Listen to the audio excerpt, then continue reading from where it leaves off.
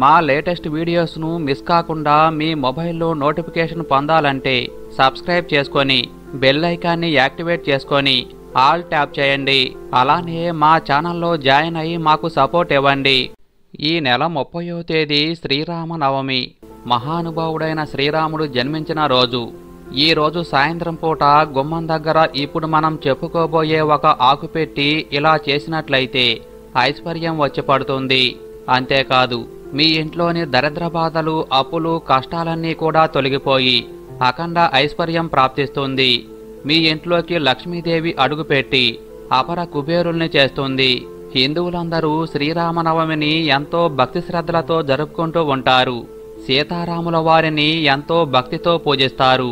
అటువంటి శ్రీరామనవమి రోజున రాముల వారికి ఎంతో ఇష్టమైన ఈ ఆకును తెచ్చుకొని సాయంత్రం పూట మీ ఇంటి గుమ్మం వద్ద పెట్టారంటే మీకు ఉన్న ఆర్థిక సమస్యలన్నీ తొలగిపోతాయి, సిరి సంపదలు కలుగుతాయి. మరి ఆ ఆకు ఏంటో, ఎలా పెడితే లక్ష్మీ కటాక్షం కలుగుతుందో ఈ వీడియోలో తెలుసుకుందాం. ముందుగా విన్నంతనే సకల శుభాలు కలిగే ఈ పవిత్ర కథను తెలుసుకుందాం. సుగ్రీవుడు రామునితో ఇలా అంటాడు: రామా, నా అన్న వాలి నన్ను రాజ్యభ్రష్టుని చేశాడు, నా భార్యను అపహరించాడు. వాలికి భయపడి నేను ఈ ఋష్యముఖ పర్వతం మీద నివసిస్తున్నాను అని సుగ్రీవుడు రామునితో పలికాడు. దానికి రాముడు సుగ్రీవునితో ఇలా అన్నాడు: మిత్రమా సుగ్రీవా, వాలిని చంపటానికి తగిన కారణం దొరికింది. నా బాణములతో వాలిని చంపుతాను. వాలి నా కంట పడనంత వరకే జీవించి ఉంటాడు. వాలిని చంపి నిన్ను మరలా కిష్కిందకు రాజుగా చేస్తాను. నీ భార్య నిన్ను చేరుకుంటుంది. నా మాట నమ్ము అని అన్నాడు రాముడు. తనలో సంతోషాన్ని వృద్ధి చెందేటట్లు రాముడు పలికిన మాటలకు సుగ్రీవుడు ఎంతో ఆనందించాడు. ఇక సుగ్రీవుడు రామునితో ఇలా అన్నాడు: రామా, నాకు మాత్రం తెలియదా? నీకు కోపం వస్తే ముల్లోకములనే భస్మం చేయగల శక్తి, సామర్థ్యం నీకు ఉంది. కాని వాలికి ఎంత పౌరుషము, పరాక్రమము ఉందో తెలుసుకొని దానికి తగ్గట్టుగా చెయ్యమని నా కోరిక. వాలి సూర్యోదయానికి ముందే లేచి ఏమాత్రం శ్రమ లేకుండా 4 సముద్రములకు వెళ్లి సంధ్యావందనం చేస్తాడు. వాలి పర్వతములు ఎక్కి పెద్ద పెద్ద రాళ్లను బంతులు మాదిరిగా పైకి ఎగరవేసి ఆడుకుంటూ ఉంటాడు. వాలి తన బల ప్రదర్శన కోసం పెద్ద పెద్ద వృక్షములను పెకిలించి వేస్తూ ఉంటాడు. పూర్వం దుందుబి అనే రాక్షసుడు ఉండేవాడు. వాడు మహాబలవంతుడు, పెద్ద కొండ వంటి శరీరం కలవాడు, గర్వమునే మదించిన వాడు. వాడు ఒకసారి సముద్రుని వద్దకు పోయి తనతో యుద్ధానికి రమ్మని సముద్రుణ్ణి పిలిచాడు. సముద్రుడు ఆ రాక్షసునితో ఇలా అన్నాడు: ఓ దుందుబి, నేను నీతో యుద్ధం చేయలేను, కాని నీతో యుద్ధము చేయగల వీరుడు గురించి చెప్తాను. హిమవంతుడు అనే పర్వతరాజు ఉన్నాడు. ఆయన సాక్షాత్తు ఆ మహాశివుడికి మామగారు. ఆయన ఎంతోమంది మునులకు, ఋషులకు తపస్సు చేసుకోవటానికి ఆశ్రయం ఇచ్చాడు. నీతో యుద్ధం చేయుటకు ఆయన సమర్థుడు అని సముద్రుడు చెప్పాడు. సముద్రుడు తనకు లొంగిపోయాడనే గర్వంతో దుందుబి హిమవంతుని వద్దకు వెళ్ళాడు. హిమవంతుని పర్వత శిఖరములను పగలగొట్టాడు, నలుమూలలకు విసిరివేశాడు. అప్పుడు హిమవంతుడు దుందుబితో ఇలా అన్నాడు: ఎందుకు నా శిఖరములను ధ్వంసం చేస్తావు? నా శిఖరముల మీద ఎంతోమంది మునులు, ఋషులు తపస్సు చేసుకుంటున్నారు. వారి తపస్సుకు ఆటంకం కలిగించకు. నేను సాత్వికుడను, నాకు యుద్ధం చేయటం చేతకాదు అని అన్నాడు. ఆ మాటలకు దుందుబి ఇలా అన్నాడు: నీవు నాతో యుద్ధం చేయగలవనే నీ దగ్గరకు వచ్చాను. నీవు నాతో యుద్ధం చెయ్యి, లేకపోతే నాతో యుద్ధం చేయగల పరాక్రమవంతుడు ఎవరో చూపించు అని అన్నాడు. ఓ దుందుబి, ఇంద్రుడు కుమారుడు, కిష్కిందకు రాజ్యాధిపతి, అమిత ప్రతాపవంతుడు, వాలి నామధేయుడు ఉన్నాడు. అతడు నీతో యుద్ధం చేయగల సమర్థుడు. వెంటనే అతని వద్దకు పోయి అతనితో యుద్ధం చెయ్యి. కాని ఇంతవరకు యుద్ధంలో వాలిని ఎవరూ గెలవలేదు, అది గుర్తుపెట్టుకో అని చురక అంటించాడు హిమవంతుడు. ఇక దుందుబికి మరింత కోపం పెరిగింది. మారు మాట్లాడకుండా దుందుబి వాలి వద్దకు వెళ్ళాడు. దుందుబి మహిష రూపం ధరించాడు. కిష్కిందపుర ద్వారం వద్ద నిలిచి పెద్ద పెద్దగా రంకెలు వేశాడు. పక్కనే ఉన్న వృక్షములను పెకిలించాడు. సింహద్వారములను తన కొమ్ములతో కుమ్ముతున్నాడు. దుందుబి చేస్తున్న ఆగడాలు అంతఃపురంలో ఉన్న వాలి దృష్టికి వచ్చాయి. వాలి తన అంతఃపుర స్త్రీలతో కలిసి బయటకు వచ్చాడు. దుందుబిని చూశాడు. ఇక వాలి దుందుబితో ఇలా అన్నాడు, ఓ దుందుబి, నువ్వు నీ సంగతి నాకు తెలుసు కాని వెళ్ళి నీ ప్రాణాలు కాపాడుకో. నాతో అనవసరంగా యుద్ధం చేసి నీ ప్రాణాలు మీదకు తెచ్చుకోకు అని వాలి అన్నాడు. ఆ మాటలకు దుందుబికి కోపం వచ్చింది.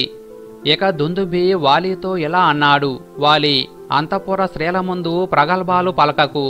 ధైర్యం ఉంటే నాతో యుద్ధం చెయ్యి, లేకపోతే ఓడిపోయానని ఒప్పుకొని అంతఃపురానికి వెళ్ళు. నీకు మరొక అవకాశం ఇస్తున్నాను. రాత్రి అంతా నీ అంతఃపుర స్త్రీలతో కామసుఖాలు అనుభవించు. నీ వాళ్ళందరికీ వీడ్కోలు చెప్పు. నీ కిష్కిందను ఆఖరిసారిగా తనివి తీరగా చూసుకో. మరలా ఇంకొకసారి కామభోగాలు అనుభవించు. రేపు ఉదయం నా దగ్గరకు రా, నాతో యుద్ధం చెయ్యి. నా చేతిలో నీకు చావు తప్పదు. రేపటిదాకా ఎందుకు సమయం ఇస్తున్నానంటే ప్రస్తుతం నీవు మద్యం మత్తులో ఉన్నావు. అంతఃపుర స్త్రీలతో కామసుఖాలు అనుభవిస్తున్నావు. నీ చేతిలో ఏ ఆయుధమూ లేదు. ఆయుధములు లేని వాడిని, మద్యం మత్తులో ఉన్నవాడిని, ఏమరపాటుగా ఉన్నవాడిని, నీ వంటి బలం లేని వాడిని, ఓడిపోయిన వాడిని, నీలాగా కామసుఖములలో మునిగి తేలుతూ సగంలో లేచి వచ్చిన వాడిని చంపటం మహాపాపమని నాకు తెలుసు. అందుకే రేపు ఉదయం రా అని గర్వంగా పలికాడు దుందుబి. ఆ మాటలకు వాలి నవ్వాడు.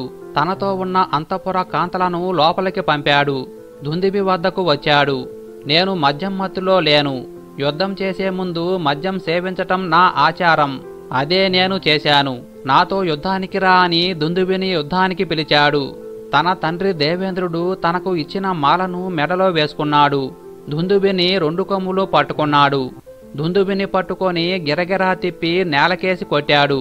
దాంతో దుందుబికి దిమ్మ తిరిగింది. చెవుల నుండి రక్తం కారింది. పైకి లేచి వాలిని పట్టుకున్నాడు. వాలికి దుందుబికి ఘోర యుద్ధం జరిగింది. ఒకరిని ఒకరు పిడికిలతో గుద్దుతూ, కాళ్ళతో తన్నుతూ, వృక్షములు బండరాళ్ళు ఒకరి మీదకు ఒకరు విసురుకుంటూ యుద్ధం చేశారు. యుద్ధం చేసే కొద్దీ దుందుబి బలం తగ్గుతూ ఉంది. వాలి బలం పెరుగుతూ ఉంది. వాలి దుందుబిని పైకి ఎత్తి నేల మీద పడవేసి తొక్కుతున్నాడు. దుందుబి యొక్క నవరంధ్రముల నుండి రక్తం ధారలుగా కారిపోతూ ఉంది. వాలి బలానికి తట్టుకోలేక దుందుబి ప్రాణాలు విడిచాడు. వాలి దుందుబి శరీరాన్ని 2 చేతులతో పైకి ఎత్తి 1 యోజనం దూరంలో విసిరి పడవేశాడు. ఆ విధంగా విసిరివేయటంతో దుందుబి శరీరం నుండి కారిన రక్తం మతంగాశ్రమం మీద చల్లినట్లు పడింది. ఆ రక్తపు బిందువులను చూసిన మతంగ మహర్షి కోపించాడు. ఈ రక్తం చల్లినవాడు ఎవడా అని చూశాడు. మహర్షికి దున్నపోతు రూపంలో చచ్చిపడి ఉన్న దుందుబి మృతకళేబరం కనిపించింది. ఆ మహర్షి తన తపోబలంతో ఆ పని చేసిన వాడు వాలి అని గ్రహించాడు. అనవసరంగా ఆ రాక్షసుని మృతకళేబరాన్ని తన ఆశ్రమ ప్రాంతంలో విసిరివేసిన వాలిని శపించాడు.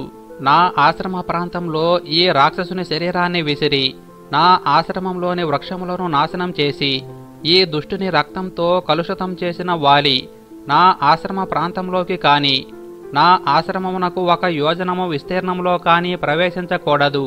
అలా ప్రవేశిస్తే వెంటనే మరణిస్తాడు. అంతేకాదు, ఎప్పటిదాకా ఈ అరణ్యంలో నివసించుచున్న వాలి అనుచరులు వానరులు తక్షణమే ఈ వనమును విడిచిపెట్టి వెళ్ళవలెను. నేను ఈ ఆశ్రమమును, ఈ ఆశ్రమంలోని వృక్షములను, లతలను కన్న బిడ్డల వలె కాపాడుకుంటూ ఉన్నాను. ఈ వృక్షములను, లతలను వానరులు పాడు చేస్తూ ఉన్నారు. కాబట్టి వానరజాతి అంతా ఈ ప్రాంతమును విడిచిపెట్టి వెళ్ళాలి. వారికి 1 రోజు గడువు ఇస్తున్నాను. 1 రోజులోగా వానరులందరూ వెళ్ళకపోతే వారిని కూడా శపించవలసి వస్తుంది. రేపటి నుండి నా కంటబడిన వానరుడు శిలైపోతాడు అని వాలికి శాపం ఇచ్చాడు మతంగ మహర్షి. ముని శాపం విషయం తెలుసుకొని వానరులు మతంగ మహర్షి వనమును విడిచిపెట్టి వాలి వద్దకు వెళ్లారు. వారందర్నీ చూసి వాలి ఇలా అన్నాడు, మీరంతా ఇక్కడకు ఎందుకు వచ్చారు? మీరు క్షేమమే కదా అని అడిగాడు.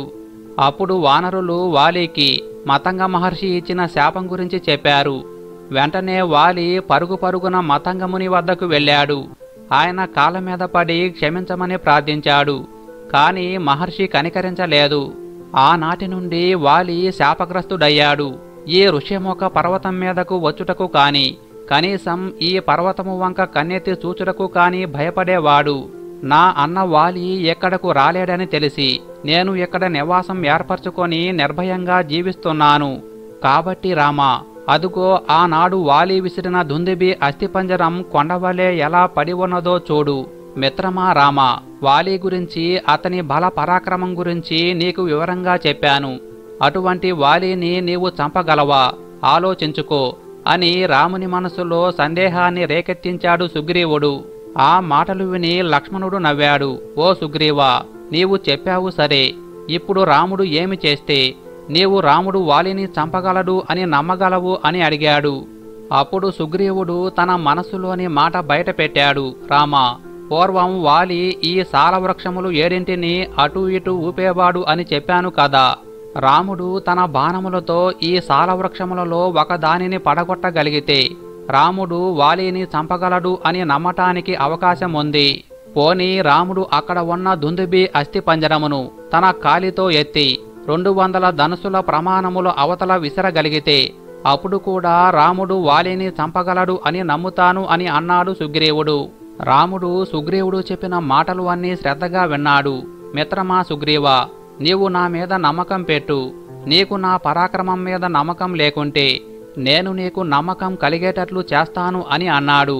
వెంటనే దుందుబి అస్థిపంజరం వద్దకు వెళ్ళాడు. తన కాలి బొటన వేలితో ఆ అస్థిపంజరమును 10 యోజనముల దూరం పడేటట్లు విసిరాడు. అది చూసిన సుగ్రీవునికి మనస్సులో మరొక సందేహం కలిగింది. రామునితో ఎలా అన్నాడు, మిత్రమా, వాలి కళేబరం విసిరినప్పుడు ఇది పూర్తిగా రక్తమాంసములతో బరువుగా ఉండేది. ఇప్పుడు ఎండిపోయి అస్థిపంజరంగా మారింది. తన మునుపటి బరువును కోల్పోయింది. దీనిని బట్టి నీ బలం అధికమా, వాలి బలం అధికమా అని నిర్ణయించలేం కదా. అందుకని నీవు ధనుసుకు బాణం సంధించి ఆ సాలవృక్షమును కొట్టినచో నాకు నమ్మకం కలుగుతుంది. ఈ ఒక్క పని చేసి నాలో ఉన్న సందేహమును తొలగించు అని తన మనసులో ఉన్న సందేహమును బయటపెట్టాడు సుగ్రీవుడు. సుగ్రీవుని మాటలు విన్న రాముడు అతని మనసులో ఉన్న సందేహమును నివారించాలని అనుకున్నాడు. మారు మాట్లాడకుండా తన ధనుసును చేత పట్టుకున్నాడు.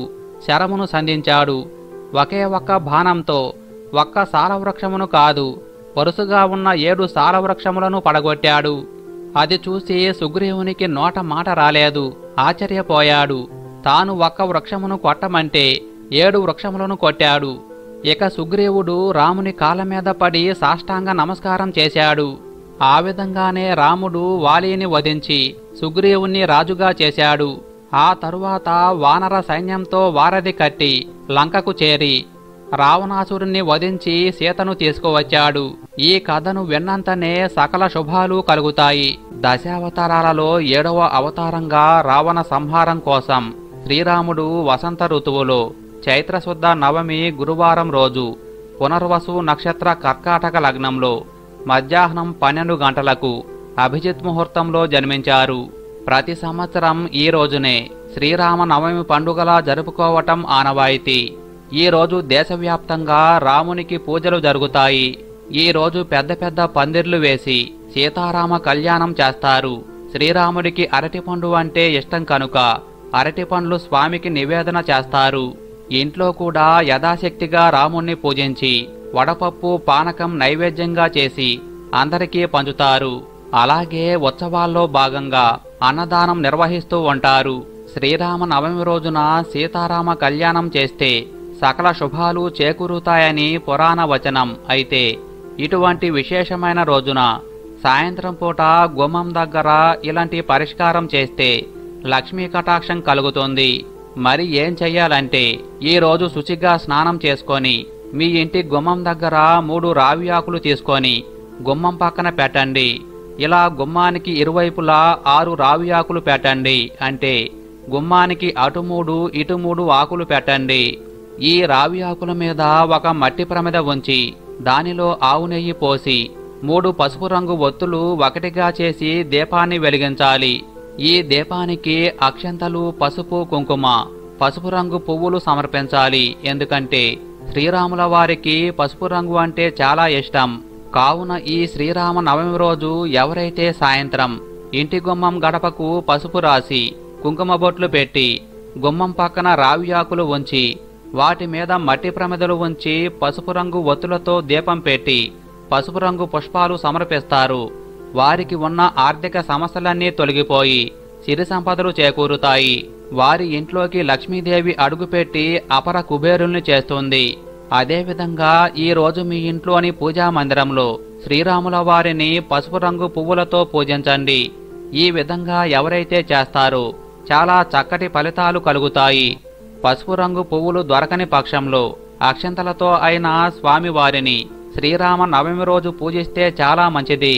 అలానే పసుపు రంగు ఒత్తులు దొరకని పక్షంలో పసుపు రంగు నీటిలో తెల్లటి ఒత్తులు ముంచి ఆ ఒత్తులను ఆరబెట్టి పసుపు రంగు ఒత్తులుగా వినియోగించండి. మీరు కూడా శ్రీరామ నవమి రోజు గుమ్మం దగ్గర ఈ పరిష్కారం చేసుకొని సకల శుభాలు పొందండి.